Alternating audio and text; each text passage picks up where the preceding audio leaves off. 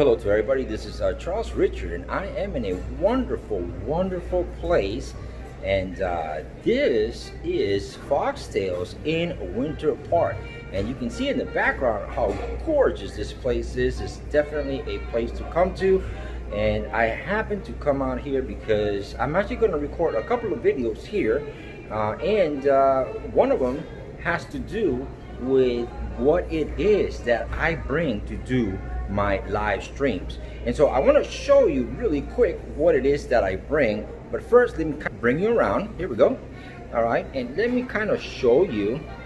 This place is just wonderful. Look at this. They have a bar, and I ordered on the other side. They don't have a whole lot of people because it's really early right now. As you can see, it's really nice. But here in this bag, that's right, this is a small bag. I actually have everything that I need. Complete everything, that's correct, everything that I need to be able to do live streaming. And I'm going to show you exactly what I have. So if you look over here, we open this bag here. Let me open the bag really quick here, and let me bring you a little bit further out. All right, here we go. Take a look at this. All right, this here is for the phone, and this here is my tripod. So let me set up the phone on the tripod because I'm filming with the phone so that you can actually see what I'm talking about. Okay, so now let me show you what this bag right here has. And I'm sorry that you can't see me, but I'm actually filming with my cell phone because I want to show you what's in here. This is the only thing that I carry actually to do our live streams, you know, and it's really the only thing that anybody needs because the concept is to be completely and totally remote. So if you open up, you will see that right up in here I've got two MacBook Pros. That's correct. I've got two MacBook Pros, and I've got my microphone, and that's it. That's all I need to do my live streams. So I'm gonna set this up really quick so you can take a look and you can see how my setup looks, and then you will understand, and then I will explain to you the actual streaming software that I use and why I chose the streaming software that I'm using and why I have decided not to use ECamm. So all that is coming up, so hang on.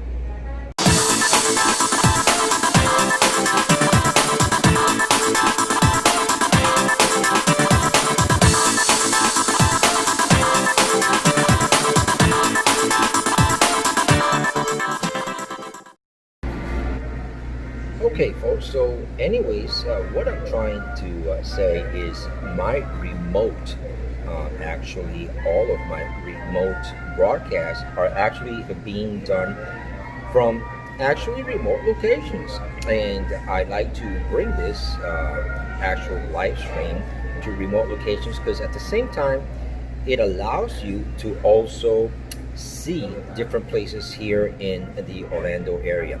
And I'm sorry if the camera is shaking a little bit. I'm actually filming this with my Note 10, and I'm actually hand holding it because I want to show you what my actual live stream setup looks like. So let me turn the camera around and let me show. Okay, and let me actually put this camera in wide. Here we go. All right, this is my live stream. All right, my live stream setup that you see, it consists actually of two laptops, two MacBook Pros. They are not the latest models because I don't want to get the latest models. I want to get something that actually is a little bit older, because if I'm able to stream with an older machine, then I know that everybody around the world will be able to see my stream. So I'm here at this particular coffee shop, and I'm drinking my coffee here. And that's another video that I will do sometime later. All right, why I will not go to Starbucks no more. So let me explain to you exactly what it is that I've got here. All right, I've got two MacBook Pros. They are not identically the same. All right, one of them, which is this one here that we're seeing right here, this particular one is a little bit older. This is a 2011, while this one here is a 2012. This one here has 8 gigs of RAM, and this one here has only 4 gigs of RAM. Now you're gonna go, well, why are you using a laptop that's 4 gigs? Well, you see, I only do broadcasting from one of them. I use this one here with the 8 gigs of RAM. I use this one to actually run my broadcasting software, while this one here that you see right here, I use it to monitor my broadcast to make sure that it is right, and that it is streaming well, and that everybody can see it. Now, a lot of people, the biggest error that they make is that they try to do the streaming and they try to monitor it also from the same computer, and that just takes a whole lot of resources.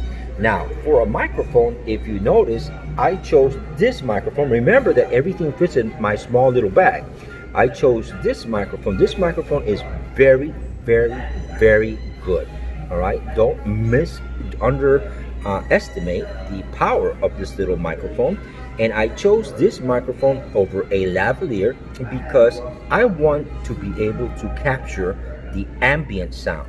You know, I want to be able for you guys out there to listen to what it feels, like when the coffee machines are brewing the coffee, with the customers around here, and all that stuff. I want you to experience that, and the only way that you're going to experience it is with a microphone that has the capability to also to capture that ambient sound. Obviously, because I am closer to the microphone, I'm only like about 8 inches away from the microphone, you're going to be able to hear my vocal a lot better and over the ambient sound. Now, what you see here in the back, this is my tripod that I use to hold my Note 10. Now, my Note 10 serves as a secondary camera, and that Note 10 is actually broadcasting in 4K. And obviously I don't have the Note 10 here because I'm filming with it right now. I'm actually using it right now to actually do this video. But here is where I put my actual Note 10, and in the software I actually allow my software to look at the place. In other words, my Note 10 is actually doing one function, and the one function that it does is to bring that ambient visual of where I am at and what's going around me, so that it brings a little bit more excitement to the live stream itself. So the first thing that I do is I measure my bandwidth, and by me measuring my bandwidth, here I particularly went to this AT&T place. You can see that my download, which is right up here, is only 18.8, and my upload is 1.4. I need a lot more bandwidth than this to be able to broadcast something that is 4K, because I'm going to broadcast in 4K, right? And so that is not suffice, and I don't really rely on this at all. What I rely is on my cell phone. My cell phone is a 5G, and my broadcast, just my upload speeds, are around 20 megabits per second, not 1.4, but over 20 megabits per second, and my download speeds are close to 200 megabits per second. Now, the only thing that I use my hotspot is to be able to do my upstream. In other words, that's where I actually hook up or link the laptop, right, that has the streaming software to the network so that you guys can see it. So both of them are measuring the same thing. As you can see, this is the one with the 8 gigs. All right, the download speed is 20.9 and the upload is 1.3. So the amount of RAM that the machine has does not affect how fast your download speed or how fast your upload speed is. Your RAM does not affect it, neither does the CPU at all. All right, that has to do with the actual bandwidth that's available. So in reality, these tests that you see here are, you know, pretty much identical. And if I were going to do it again, here I'm going to do it right in front of you guys. I'm going to test it again. Okay, let's see if we can do this real quick. Right, well, okay, here we go. All right, so we're looking at a live test, and you want to do this before you do any live stream because you want to know what is your limitations. All right, let's see, it could not connect to the server again, so let's retry this. All right, and let's try it again, and that has to do with the network here where I'm at. All right, which is really not good. All right, they're using, as you can see, they're using Spectrum, and although Spectrum advertises that they are the fastest and do this and do that, you know, this actually, all right, doesn't lie. All right, this actually shows how bad they are. All right, and you know, I need a good fast connection to be able to bring you a good live stream.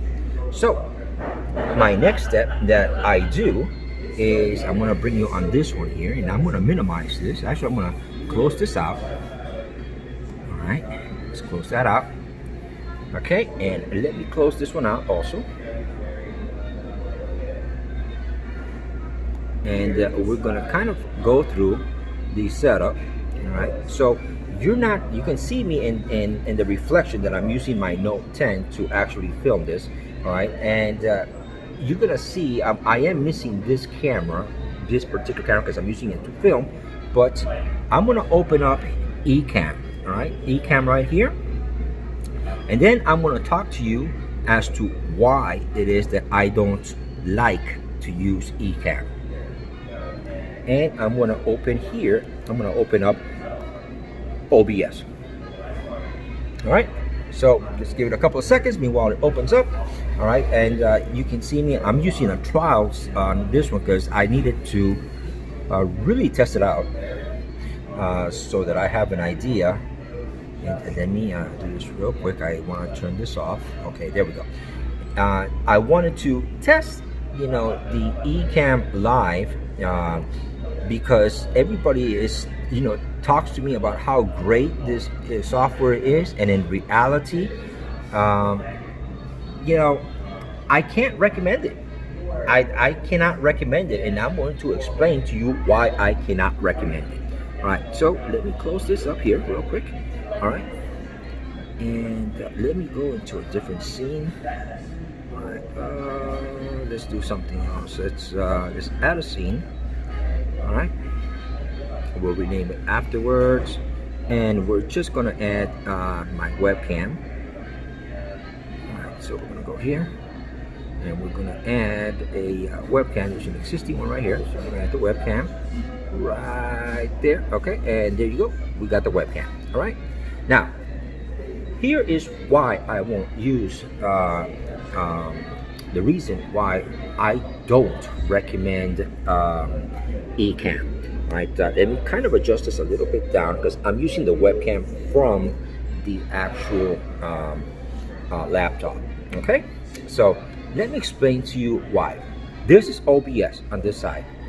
This here is ECamm. All right, and I'm sorry for the reflection. You can see the reflection. I don't mean to. I'm actually sitting behind the window. That's really the best place that I could find. Let me see if I can get a better. Maybe this way. Okay. Well. Okay. How about that? All right. All right. So, okay. You see my phone right there. Okay. And then here you can see where my cameras are. This here would be my Note 10, which is this one that I'm using right now. If I had it hooked up, this is where it would come up. All right, and the same thing here it does the same thing. The difference is that if I go here on my intro, you can see it's looking for the phone, and that would be my whole background view of what the phone is actually looking at. So let's go back in here, all right? And let's talk about this for a second, all right? Actually, we can go here. Yeah, let's go there, and let me, okay, let me knock that out. All right, good. All right, so here's what I'm talking about. The number one thing that you need to understand more than the camera, the most important thing when you do a live stream is the fact that you need to have good audio, right? Good audio. If you don't have good audio, all right, people will actually leave from your stream. They're not going to find anything interesting, and they're just simply going to leave. So in here, in this particular software, which is ECamm, I have, you can see here, let me see if I can get this to focus, maybe. Can you see it? Maybe not. Let me bring it a little bit closer. All right, there we go. All right, so now you can see it focus. Okay, that's my Samsung Meteor mic, and this is my Samsung Meteor mic right here. Okay, that's what you're looking at. All right, so now with this setup here on ECamm, the only thing that it recognizes is the microphone itself. It doesn't recognize nothing else. It doesn't do nothing else. I cannot add no compressor, no limiter, absolutely nothing. All right, that is a huge no-no. All right, a huge no-no, because if you can see right here, all right, it's picking up my sound, but I have no de-esser, no limiter, no compression, nothing at all. And that is more important, guys. Let me tell you this again. Let me repeat this again. That is more important than how easy the software is to use, all right, or how many little gimmicks the software has, or how many other things the software has. Now, OBS does all of this, all right? It does all of this and more. Some people don't like it because it's a little bit more complicated, but I got friends, for example, that I look at their stream and they're not really doing anything fancy. They only got 2 or 3 cameras, you know, and they're broadcasting in a very simple environment. It's not a complicated broadcast what they're doing. They're doing the most simplistic broadcast, and it's so easy to set up in OBS. All right, now take a look at this here, okay? I'm going to switch this to my scene 2 right here. If you can see it right there, I'm going to switch it right there, okay? And it switches my camera. All right, I am going to actually bring my camera a little bit bigger so I can just, you know, just click and drag it. Oops, wait a minute, sorry about that. I'm trying to do 2 things with one hand. Oops, okay, let me try to see if I can grab it. Here we go, we grab it, okay? And I opened it up, all right? So now you can see me a little bit better in the background. So here, if you see right there, and the microphone, now watch this, guys, okay? Watch this really careful, all right? I can go here, all right, to this little gear that you see right there, and I can go to filters, all right? Now, in my filters, look, I can add gain, I can add compression. Look at my compressor right here, all right? If I want to add other effects, only thing I gotta do is just click here on the bottom, all right? Look at that, I can add a compressor. All right, I want to make sure that you see it. I can add an expander, a gain, invert polarity, limiter, a whole bunch of stuff, and I can actually even add plugins, and VST has plugins that are actually equalizers, right? You don't have that in ECamm. The controllability that you have from OBS is humongous, all right? It's really big. Let me turn this up a little bit. It's really big, and the difference is humongous, all right? So if you want to actually do something more professional, OBS. That's why I won't go to ECamm. You know, ECamm has a long way to go, is what I believe, all right? Will they get there? Well, eventually, one day they might, all right? But until they have the ability to put compression, to do these things that are very important, all right, to the audio, you know, ECamm for me is useless because I need something that is going to give me a very solid transmission. On top of that, okay, if you look here, take a look at over here for a second, okay? You see that? You see my CPU usage? Right? My CPU usage is 8.5%, okay? My CPU usage is minimal. Now, let's go over here, right? You have something similar that we can do here. If we go to options, let's go open up that options, all right? Let me see, here we go. Okay, window. Okay, we go to bandwidth statistics, all right? And we're gonna go here, all right? And this would be what your bandwidth is, all right?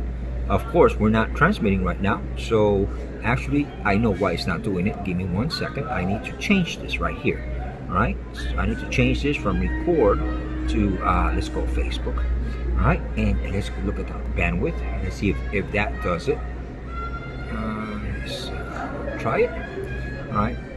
It's not doing anything. But anyways, okay, if you were broadcasting, you would see it in here, right? And the bandwidth that it uses is a lot more, and I do mean a lot more than what OBS uses. You know, if you're transmitting in 4K, you need the bandwidth, and you need something that is going to be steady and stable. So OBS will definitely be my choice. Is it a little bit harder to actually set up? Not really, okay, because I found, you know, in my learning curve that ECamm, which I've never used, is really not that simple to use. You know, people say, oh yeah, but look how simple it is, but it really isn't, all right? It really isn't that much simpler. And the other one under the Windows is vMix, and vMix is not, right? As a matter of fact, vMix I think is the hardest of all of them to use, and I didn't like it. I looked at it under the Windows platform. I did not like it. I did not like the resources, you know, and so that is just something that definitely, you know, I don't like. Now here, all right, let me go a little bit further so that you can see a couple more things. Okay, this particular camera I can also adjust. If I go right here, okay, I can adjust. You can see it here on the bottom, see right there, okay? That is my adjustment for the camera. I can zoom, I can pan, I can actually adjust my brightness, my picture settings, and all that stuff. You have the same capability here, all right? The same capability you have here and a lot more, because you can go to webcam right here, all right? And I can right click and I can go to filters. Now check this out. On filters, okay, I can do effects. I got, see this here? It's got, let me do a close-up. There you go. You see, you've got audio filters, audio and video filters, and on the bottom you got effect filters. So if I add my effect filters, check this out.